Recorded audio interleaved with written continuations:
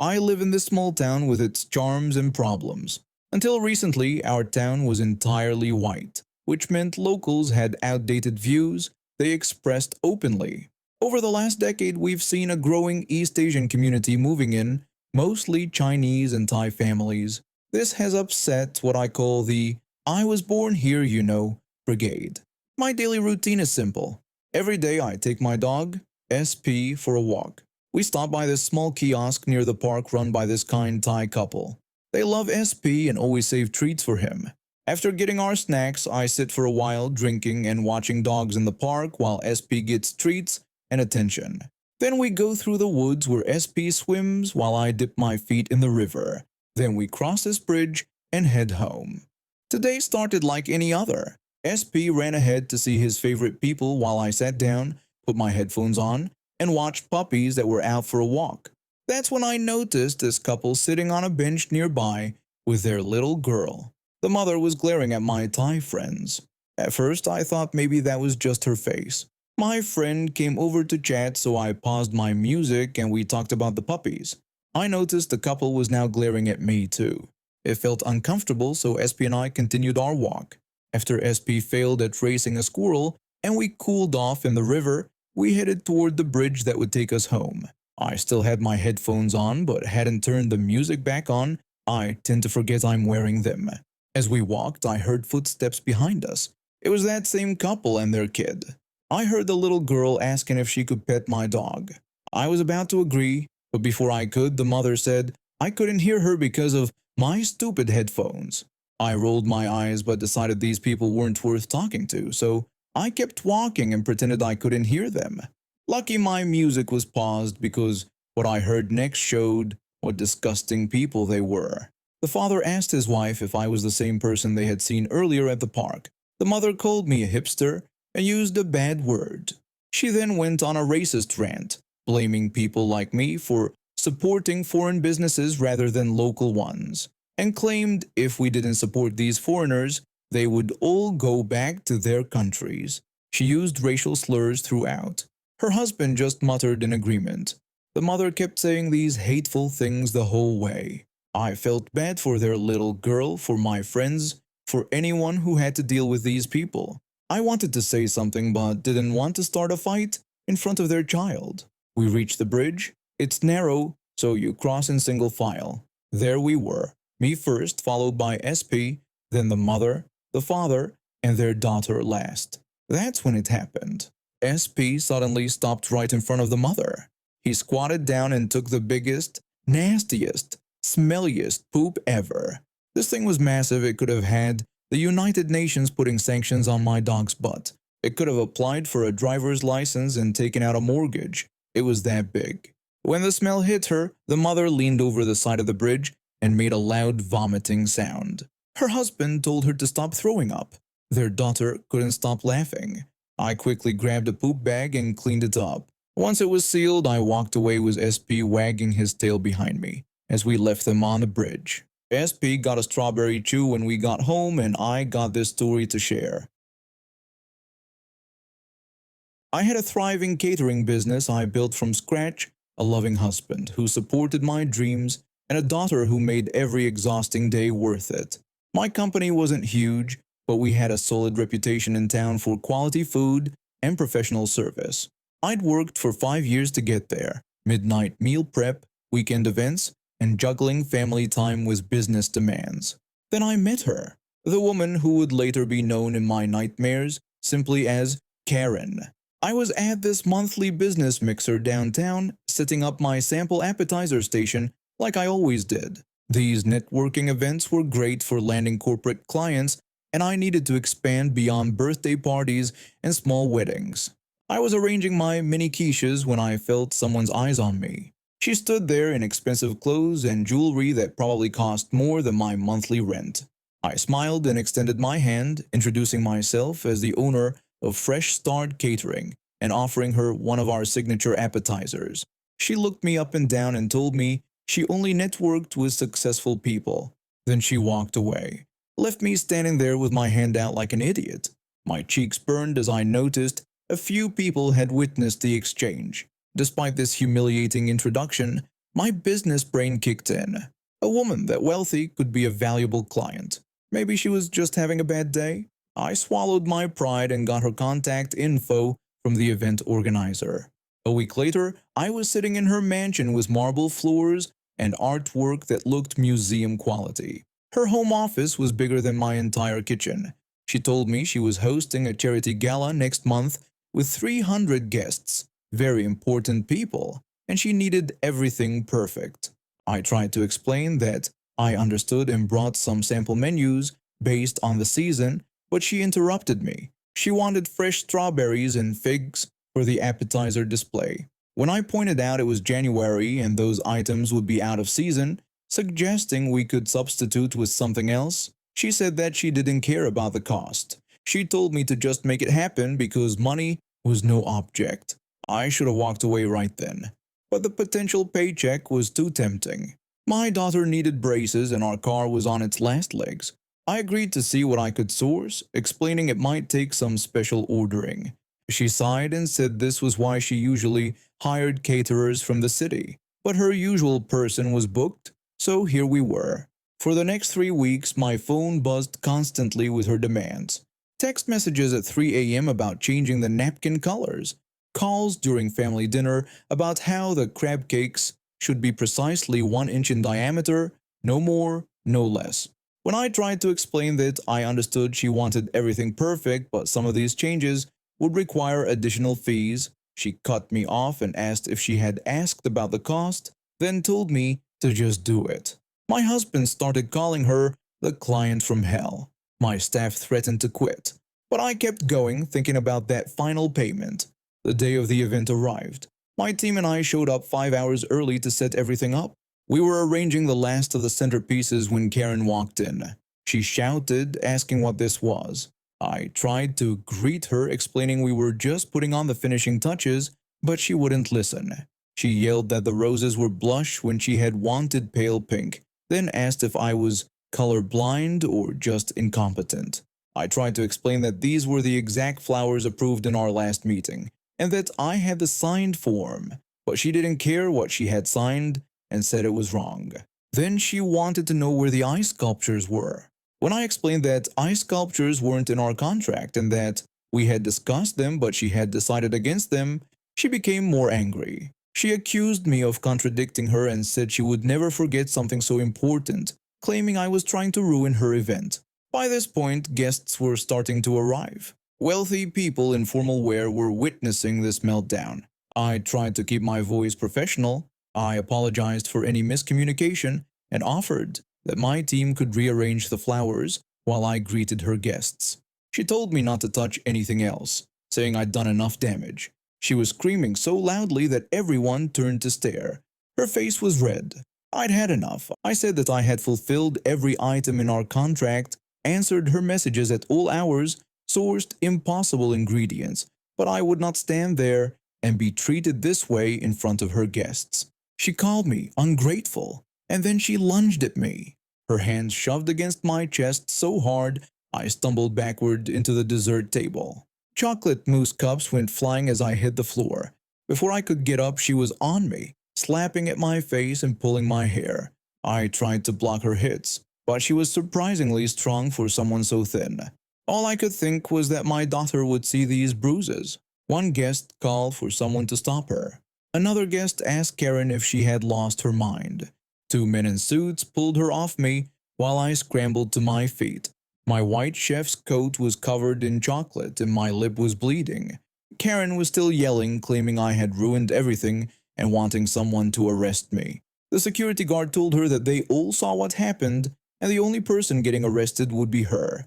The police came. They took statements from about a dozen witnesses who all confirmed she attacked me unprovoked. Karen looked shocked when they put handcuffs on her wrists. I pressed charges. My business insurance covered the damaged food and equipment. Karen got community service. 6 months of serving food at the homeless shelter downtown. The same shelter my company donated leftover food to every week. The judge also ordered her to pay for my medical bills and damages to my business reputation.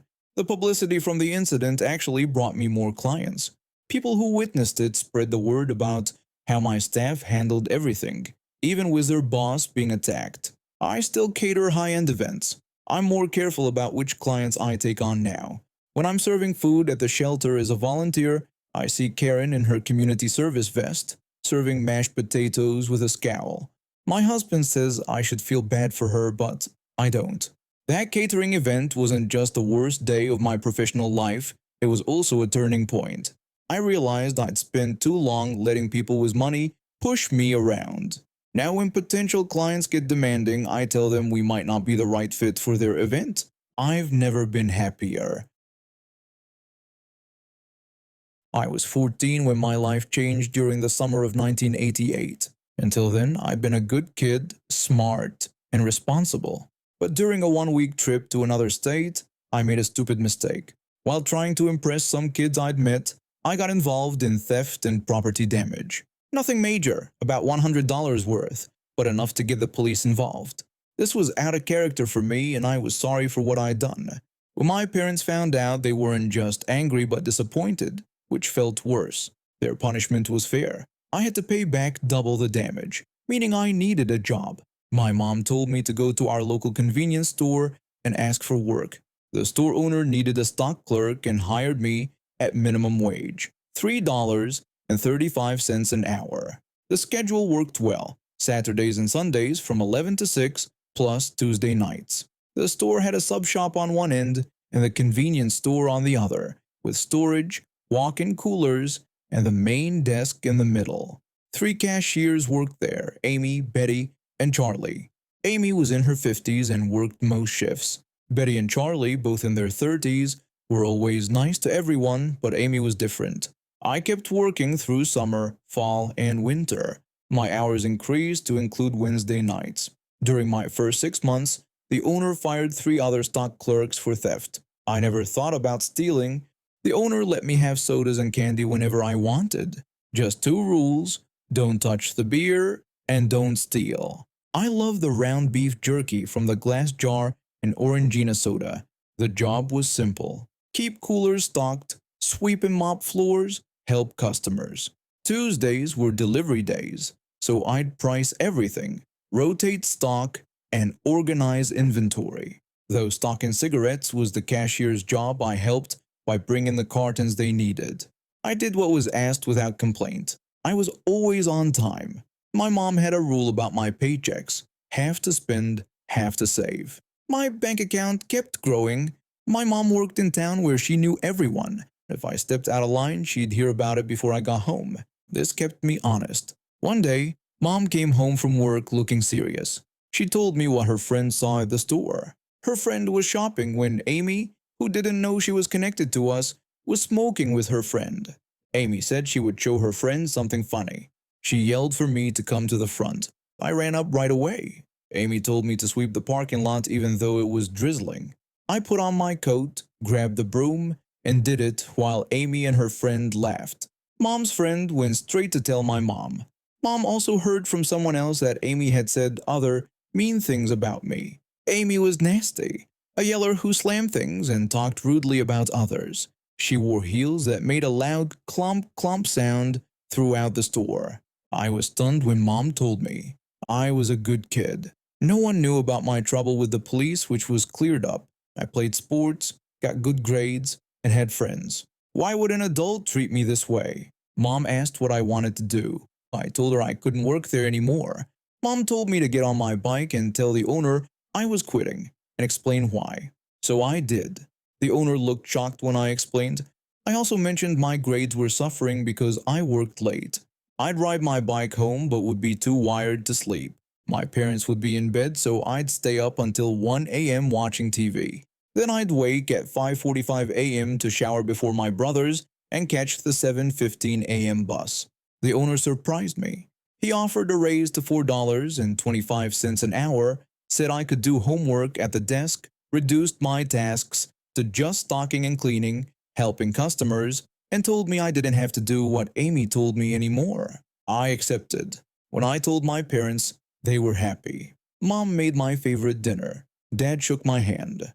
$4.25 an hour was a big deal then. A week later, I worked with Amy again. It was quiet, and I had finished homework and most tasks except floor cleaning. I heard her yelling from the front. I didn't move or respond. Then I heard her heels coming my way. My back was to the door as I sat at the desk. She stood in the doorway and yelled, asking why I hadn't responded when she'd been calling and what I was doing. My knees shook. I slowly turned around, made eye contact, and told her that the owner said I didn't need to do what she told me anymore. I turned back around and pretended to read. The silence felt heavy. She walked back to the front counter faster this time. The desk phone dinged and I knew she was calling the owner. I heard yelling from the front, then a loud bang as she hung up. I waited for her to come back, but she never did. I finished my shift and left when she did. I rode my bike home quickly. Amy barely spoke to me for weeks after. She stopped ordering me around. Betty and Charlie became friendlier with me. They treated me like a colleague. Betty got me to tell her what happened and I learned the rest. The owner had scolded Amy. Her family stopped hanging around the store so much. Though Amy and I never made up, things got better and she wasn't rude to me again. The best part was doing homework at the store. I had hours with little to do, so I got ahead on assignments, studied, and read more. My grades improved quickly. I worked there until the end of the next summer before focusing on school, sports, and friends. It had been one of those days where everything went wrong.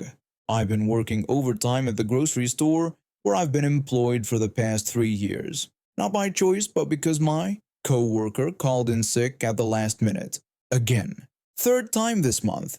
I'm not complaining about the extra money. I need it with rent going up next month. But standing on your feet for 10 hours straight, dealing with cranky customers who can't understand why we're out of their favorite cereal isn't how I wanted to spend my Thursday.